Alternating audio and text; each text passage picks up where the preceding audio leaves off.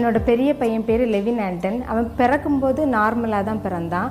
வளர வளர அவன்கிட்ட எங்களுக்கு அவனோட பிஹேவியர்ஸ்ல எல்லாம் கொஞ்சம் கொஞ்சம் சேஞ்சஸ் தெரிஞ்சுது. அவனோட பேர் சொல்லி கூப்பிட்டா திரும்பி பார்க்க மாட்டான். அதுக்கப்புறம் ஐ கான்டாக்ட் சுத்தமாக கிடையாது. ஒரு பொருளை எடுத்துட்டு வான்னு சொன்னால் அதை எடுத்துட்டு வர மாட்டான். அந்த பக்கம் திரும்பி கூட பார்க்க மாட்டான். அப்போ ரெஸ்பான்ஸ் சுத்தமாக பண்ணவே மாட்டான். எவ்வளவு கூப்பிட்டாலும் திரும்பி பார்க்கவே மாட்டான்.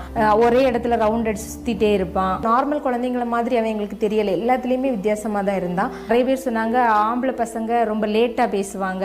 அப்போ நாங்களும் அப்போது லேட்டாக பேசுவான். ஆனால் புரிதலும் சுத்தமாக அவங்ககிட்ட கிடையாது. அப்புறம் சைல்டு சைக்காட்டிஸ்ட் தான் பார்த்தோம். அவங்க பார்த்துட்டு இவனுக்கு வந்து ஆட்டிசம் ஃபீச்சர்ஸ் இருக்குது, இது சரி பண்ணவே முடியாது, அவனுக்கு லைஃப் லாங் அவன் இப்படி தான் இருப்பான், பிரெயின் டெவலப்மெண்ட்டே இருக்காது அப்படின்னு சொன்னாங்க. இது மாதிரி கஷ்டமான சூழ்நிலையில் நாங்கள் ஜெபிக்கலாம் வாங்க பார்க்க ஆரம்பித்தோம். அதில் மோகனங்கள் இந்த ஹைப்பர் ஆக்டிவ் குழந்தைங்களுக்காக, ஆட்டிசம் குழந்தைங்களுக்காக எல்லாம் அவர் பாரம் எடுத்து ஜெபிச்சுட்டு இருந்தாரு. குழந்தைகளை வைத்துக்கொண்டு கண்ணீரோடு ஜெபிக்கிற தாய்மார்களை பாருங்க ஆண்டவரே, மூளை வளர்ச்சி இல்லாத என் குழந்தையை தொடுங்கன்னு ஜெபிக்கிறாங்களே, நீங்க தொட்டா போதும், நீங்க தொட்டுட்டீங்கன்னா மூளை வளர்ச்சி சரியாய் நார்மலாய் மாறிவிடும். ஹைப்பர் ஆக்டிவ்ல கஷ்டப்படுகிற குழந்தைகளை தொடுங்க ஆண்டவரே. அப்போ நானும் என் ஹஸ்பண்டும் என் குழந்தை தலையில கை வச்சு நாங்களும் கண்ணீரோடு ஜெபிச்சோம். எல்லா குழந்தைங்களும் நார்மலா இருக்கிறாங்களே கடவுளே, எங்க குழந்தைக்கும் இந்த பிரச்சனையை நீங்க மாற்ற முடியும், நீங்க உங்களால கூடாதது ஒன்றுமே இல்லை அப்படின்ட்டு நாங்கள் விசுவாசத்தோடு அவன் தலையில கை வச்சு தொடர்ந்து ஜெபிக்க ஆரம்பிச்சோம்.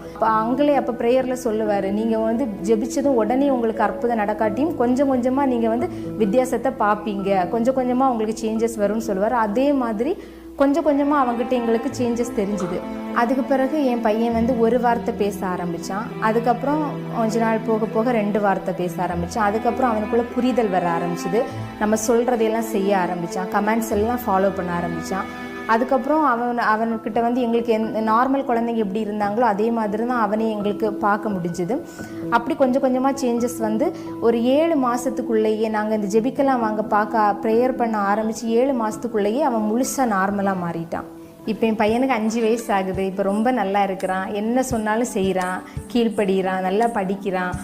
ஸ்கூலுக்கு போயிட்டு மிஸ் இன்னைக்கு இதை எடுத்தாங்க எல்லாமே சொல்கிறான். ஹோம்ஒர்க் எல்லாம் நல்லா